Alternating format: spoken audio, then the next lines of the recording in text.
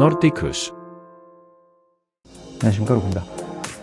지난번이죠? 그저께죠? 그저께 교육에 관해서 이야기를 한번 드렸습니다. 제가 내면화 교육에 대해서 말씀을 드렸는데 그것에 의해서 조금 더 깊이 들어가 보겠습니다. 제 딸아이가 스웨덴에서 학교를 다니고 있을 때 선생님하고 이제 부모하고 모이는 그런 경험을 한번 했습니다. 근데 그 자리에는 물론 부모하고 선생님뿐 아니라 제 딸도 참여를 하게 해야 하는 게 좀 특이하게 여겨지더라고요. 자기의 이야기를 할 때 자기가 무슨 얘기를 하는지를 듣는 게 옳다. 또 거기서 나오는 얘기가 자기한테 해당되는 얘기니까 알아야 된다라는 그런 방식 때문에 그렇죠. 거기서 들었던 이야기인데 내면화 교육은 자기를 바라보는 겁니다. 자기가 어떤 생각을 했으면 또 어떤 행동을 했으면 왜 그런 행동을 했을까? 왜 내가 그런 생각을 했을까를 다시 한번 생각해 보는 겁니다. 예를 들면 수업 시간에 이제 학생이 몹시 심한 장난을 치다가 이제 한 학생을 괴롭혔다. 그러면 그 수업이 중단이 되고 그 장난을 친 학생한테 선생님이 이유를 물어봅니다. 왜 그런 행동을 했니? 또 이거는 수업이 끝나더라도 계속 이어지는 거거든요. 그러면서 그 학생을 괴롭힌 이유가 그 학생이 정말 미워서 그랬다든지 아니면은 좋은데 관심 받기 위해서 그랬다든지 여러 가지 이유가 있을 거잖아요. 그러면 그거에 관해서 내가 왜 그랬을까? 이 나이 때. 또 이 학년에 그 분위기에 그 상황에 내가 왜 그랬을까? 이걸 다시 한번 생각해 보게끔 선생님이 이제 지적을 하고 같이 그 입장에 돼보는 그런 행동입니다. 이거는 지금 제가 어떤 사건이나 그런 현상에 대해서만 이런 자기 반성 같은 거를 한다고 말씀을 드렸지만 사실은 이것에만 국한되지는 않습니다. 해가 뜨고 달이 뜨고 계절 변화가 일어나잖아요. 지구는 이렇게 자전을 하고 있고 이게 왜 자전을 할까? 왜 자기장이 생겼고 왜 핵이란 게 생겼고 왜 이럴까? 라는 그런 어떤 원리라는 것이 있잖아요. 이 자연에는. 물론 다 우리가 알 수는 없는 것이지만 그런 원리를 자기의 수준에 맞게 자기의 생각의 수준에 맞게 지식 수준에 맞게 한 번쯤 생각해 보는 것이 내면화 교육의 일환입니다. 근데 이 생각이 왜 중요하냐 하면 결론이 나오지 않는다고 말씀을 드렸습니다만 생각을 해본 것과 생각을 안 해본 거는 나중에 큰 차이가 나기 때문입니다. 또 이런 큰 차이가 지금은 제가 아까 예를 들어서 애들을 괴롭힐 때 계절이 바뀌는 이유가 뭘까 이런 거를 말씀을 드렸지만 조금 더 나가 볼까요? 내가 직업을 가져야 되는 이유가 뭘까? 왜 내가 법 공부를 해야 되고 왜 내가 운전을 배워야 되고 내가 왜 의사가 되려고 하고 내가 왜 공부를 안 하려고 할까에 대한 생각을 해보는 게 당연히 좋잖아요. 근데 그거를 제가 질문을 드려보면 그걸 언제 여러분들은 해보셨습니까? 내가 대학을 왜 가야 돼? 내가 지금 학교를 왜 다니고 아니 내가 지금 왜 일어날까? 왜 공부를 할까? 그거에 대한 생각을 언제 해보셨습니까? 제 주변에 있는 교수들 얘기를 들으면 수강 신청이 날짜가 됐는데 수강 신청 이제 전에 잠깐만요 교수님 그러고서 잠깐 화장실 다녀오겠습니다. 그래서 안 오길래 뭐 하다가 왔냐고 물어보면 저 엄마한테 어떤 과목을 들어야 될지 물어보고 왔다는 학생이 있다는 얘기를 들었습니다. 의대 교수였는데 저희 어머니가요 절대 흉부는 하지 말라고 그랬대요 라고 병원에 가서 만나고 있는 의사들이 그런 분들은 안 계시겠죠 설마? 어쨌든 이런 상황을 최소한 초등학교 이전에서부터 경험을 하는 겁니다. 그래서 이런 마음이 자기에 대해서 생각하고 직업에 대해서 생각하고 또 자기의 좀 어려운 말로 얘기하면 자기 정체성이라고 그러잖아요. 내가 누구인가, 내가 왜 인간인가라는 또 어떤 나라 사람인가, 무엇 때문에 살고 있는가 하는 것을 자기 정체성이라고 그러는데 이 자기 정체성에 대해서 생각해 본다는 이야기잖아요. 근데 이 자기 정체성에 대해서 생각해 본다는 것이 굉장히 중요하다는 생각을 든 게 전공을 하면서 대학에 들어가서 전공을 하면서 바꾸는 사람이 무수하게 많습니다. 해외에는 그렇습니다. 근데 그에 비해서 한국에서는 물론 없다고는 얘기 못 드리겠습니다만 외국만큼 그리고 전공에 대해서 이랬다 저랬다 막 이렇게 왔다 갔다 하는 경우가 좀 드물어요. 근데 그것이 정말 내 전공을 선택을 잘해서 찰떡 같은 전공을 택해서 그런 것이 아니라 바꿀 수 없는 거죠. 제가 들어있는 트랙을 옮겨 탈 수가 없는 상황이 됩니다. 결혼한 후에도 그렇고 은퇴한 전에도 그렇고 은퇴한 후에도 후회로 남는 경우를 저는 참 많이 봤습니다. 그거에 비하면은 미리 이런 경우를 자기 정체성을 통해서 또 인성교육이라는 내면화 교육을 통해서 미리 한 번쯤 생각해 보는 것이 얼마나 중요한 일인가를 직접 제 눈으로 봤습니다. 그래서 아주 바닥 중에 바닥에 있는 이런 내면화 교육에 제가 생각을 안 할 수가 없는 그런 이유가 되겠습니다.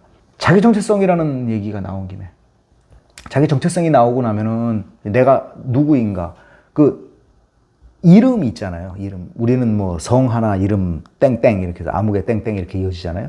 근데 유럽에 있는 이름들 또 자연적으로 북유럽에 있는 이름들은 이름이 원래 되게 깁니다.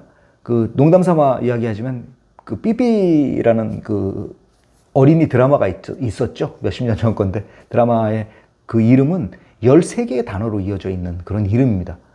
얘기하면 그렇습니다. 어느 마을에 어느 나무 근처에 무슨 일을 하는 아무개의 자기 아버지 이름이죠. 몇 번째 딸인 어떻게 생긴 아무개. 뭐 줄여서 얘기하더라도 지금 5개가 나오잖아요. 그러니까 그 가운데 붙는 미들네임이 굉장히 많죠. 이거 하나하나가 얘기해 주는 것이 자기 정체성입니다.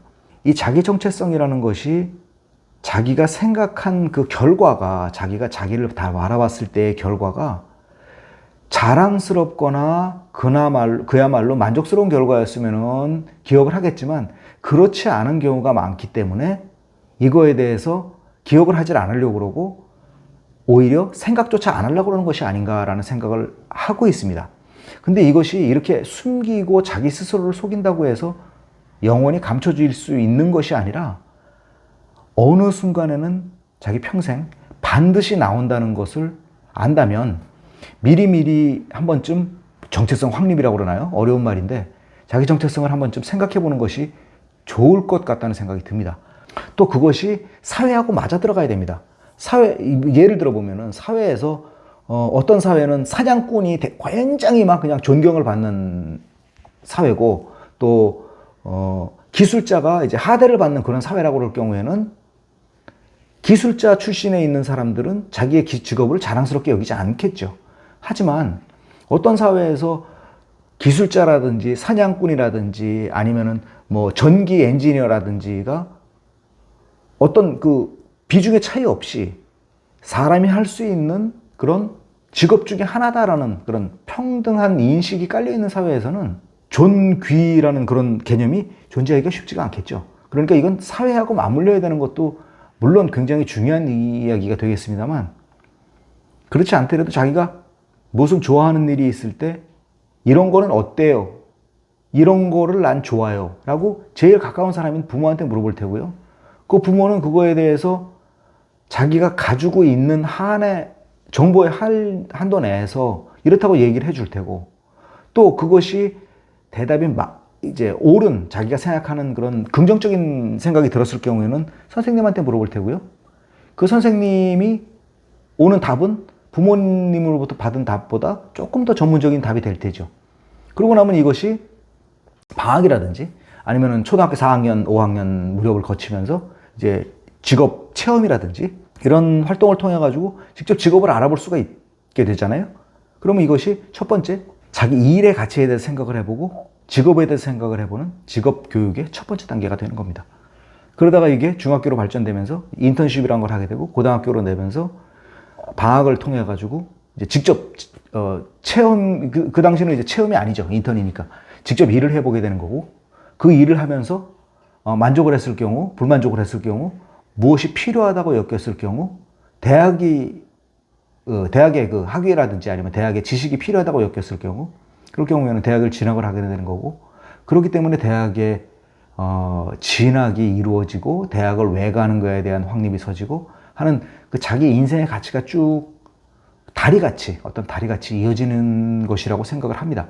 이것으로만 끝나면은 저는 이 이야기를 참 안 드렸을 건데 제가 가장 중요하게 생각하는 것이 마지막에 노년의 길로 은퇴의 길로 접어들면서 일어나는 은퇴 후의 삶에 대해서도 이 내면화 교육은 작용을 하는 것을 봤습니다. 자기 정체성에 대해서, 자기는 누구인가에 대해서, 또 이 일의 가치에 대해서 생각을 해볼 수 있잖아요. 그거와 당연히 맞물리게 부모님과의 관계, 할아버지와의 관계, 할머니와의 관계, 또 이웃 선생님과의 관계, 그 위에 있는 선조들과의 관계에 대해서 이 뿌리라는 거를 배울 수밖에 없게 됩니다. 이 뿌리는 생과 사로 이어져 있는 관계잖아요. 자기가 알던 어떤 사람은 이제 생을 마치신 분이고 그 이후에 아버지나 할아버지가 탄생을 하셨고 자기가 그 뒤를 이어가고 있는 거고, 이 생과 사의 흐름이 자연의 흐름입니다. 이것이 전혀 이상하지 않은 거죠. 내가 은퇴를 해서 이런 삶을 산다라는 것이 자기가 지금 살고 계시는 할아버지나 할머니 또는 옆집의 할아버지나 할머니가 살아있는 모습을 내 눈으로 볼 수 있는 거고, 그 모습이 자기의 미래가 되는 겁니다.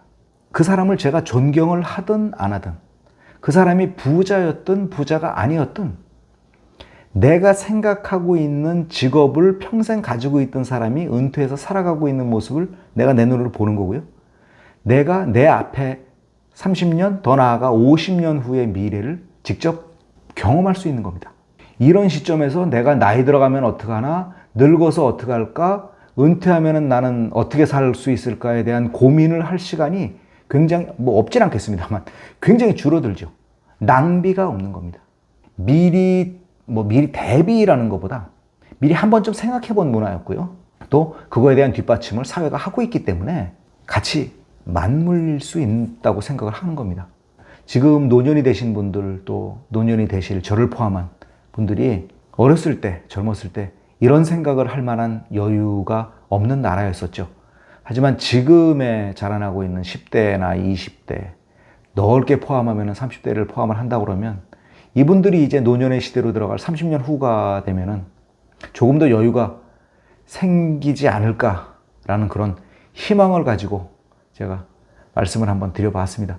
저는 인성이라는 거 하나에 초점을 맞추고 있기 때문에 어떻게 보면은 좀 한 번쯤 생각해 볼 수 있는 좀 깊은 생각을 하는 그런 문화가 북유럽이고, 또 그래서 제가 또 북유럽 이야기를 자주 드리는지도 모르겠습니다. 감사합니다.